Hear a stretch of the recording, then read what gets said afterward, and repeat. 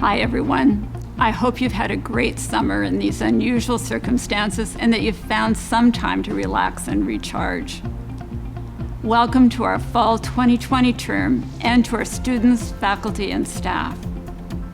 As you can see, I'm at the downtown campus today for a couple of physically distanced meetings, and there's lots of construction activity going on, which I'll tell you more about at a future date.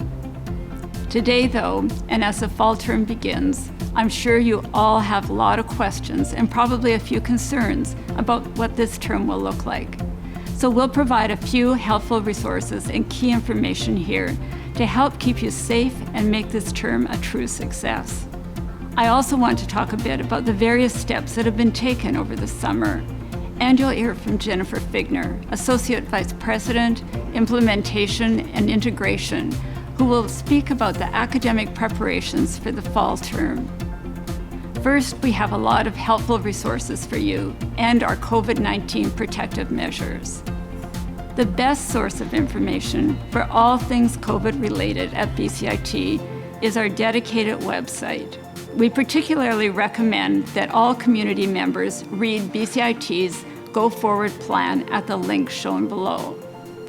And please also note that all faculty and staff are required to complete a 30-minute online pandemic exposure control plan course available at the Learning Hub.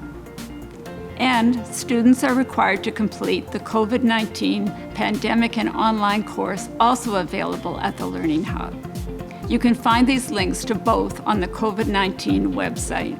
Please also note that as of August 19th, BCIT strongly recommends wearing a non-medical mask or face coverings in all common areas.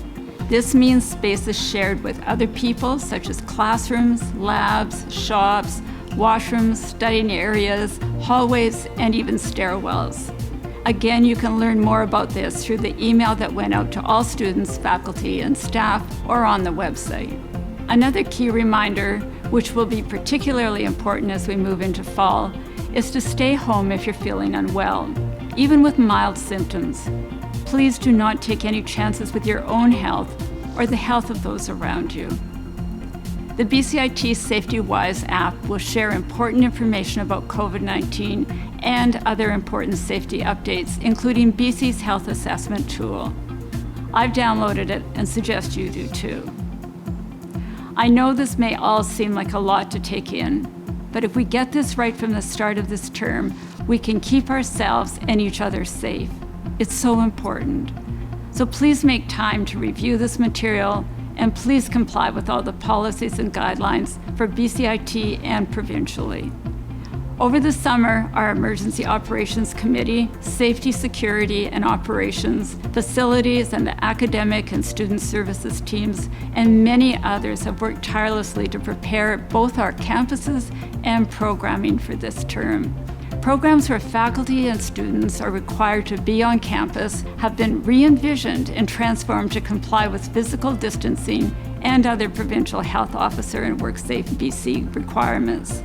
Thanks to our innovative faculty and staff for this significant undertaking.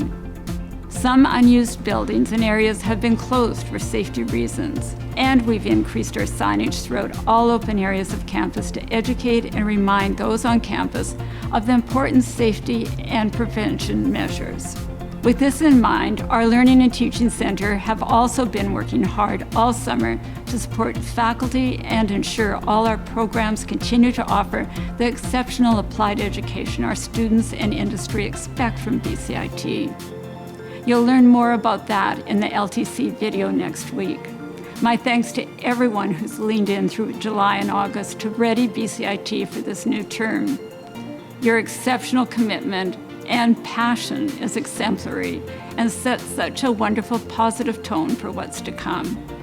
You know, I have every confidence that thanks to you, our students will continue to enjoy an exceptional and relevant education which will advance their careers and their goals. I'll continue to share regular updates as we move into the fall, and we'll feature some of the important and interesting work going on across various schools and departments. And now I'll ask Jennifer Figner to provide an update on what's been happening on the academic side to prepare for our return. She's been working very hard with her team over the summer. Thanks, Kathy. Well, as expected, it has been a busy summer planning and operationalizing our course and program deliveries for the upcoming academic year. As we move into the fall, 140 of our programs are proceeding in a blended learning model, which means some online and some in-person class time. We are all committed to the safety and well-being of our students, faculty, and staff. And the learning and teaching that will take place will happen in ways that maintain that safety without compromising our high standards of instruction. Spacing of work areas, directional arrows, barriers, different ways of distributing equipment. It has been inspiring to see the creativity that went into reimagining how we could do this. And our faculty have been such a critical part of this process. I really need to say thank you. Only you know how you teach in a space and how that can be achieved under current guidelines. Our students have shown amazing flexibility and positivity around the changes they see in their classrooms. And for that, I want to say thank you. I know things look and feel different, but we are committed that you receive the same high quality of education that you deserve. And some of us are not returning to campus yet, which is a very different fall term than what we're used to. I know how hard everyone's working to plan for courses that'll be taught online, for how you will study from home, and that many of you, quite frankly, miss chatting about these things with your friends and colleagues in our hallways or over a coffee.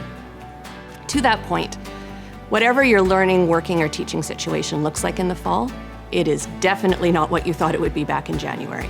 And that's really challenging. What many of us initially looked to as a sprint is much more of a marathon. We are all experiencing our down moments and our tough days.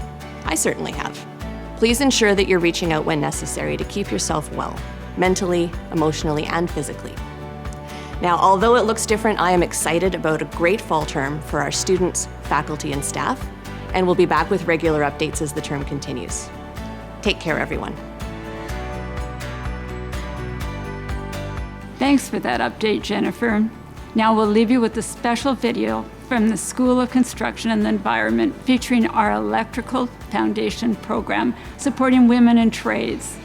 With this, we're taking the lead in creating an enhanced version of the program that supports women who are interested in a career in electrical trades. This is an inspiring video.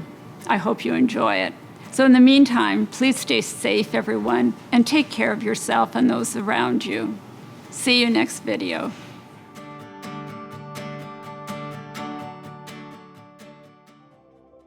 What it takes to be an electrician? Teamwork. Competence. Drive. It takes perseverance. Passion. My favorite part about my program would probably be the hands-on work. It's the reason I wanted to join a trade is because I would be working with my hands, trying to figure out how things work, taking things apart and making things operate. BCIT has been the best decision that I've made. I really believe I'm very well prepared for joining the workforce.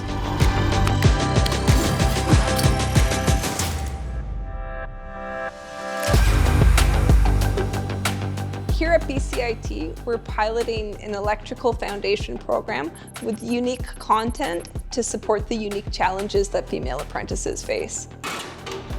This foundation program will have an enhanced curriculum which will embody the values of receiving and giving mentorship, inclusivity, and fostering resilience.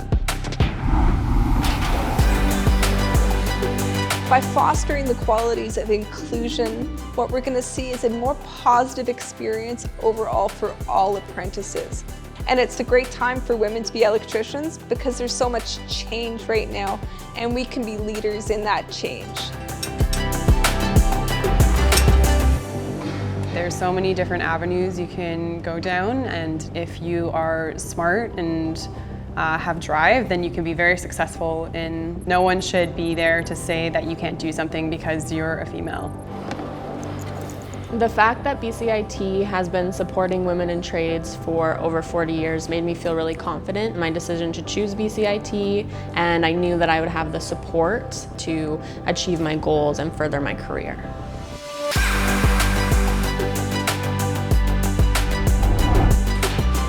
For there to be gender equality in trades, It will take determination. There'll have to be acceptance. All job sites must be free of harassment. It will take allies in every industry. And it starts right here.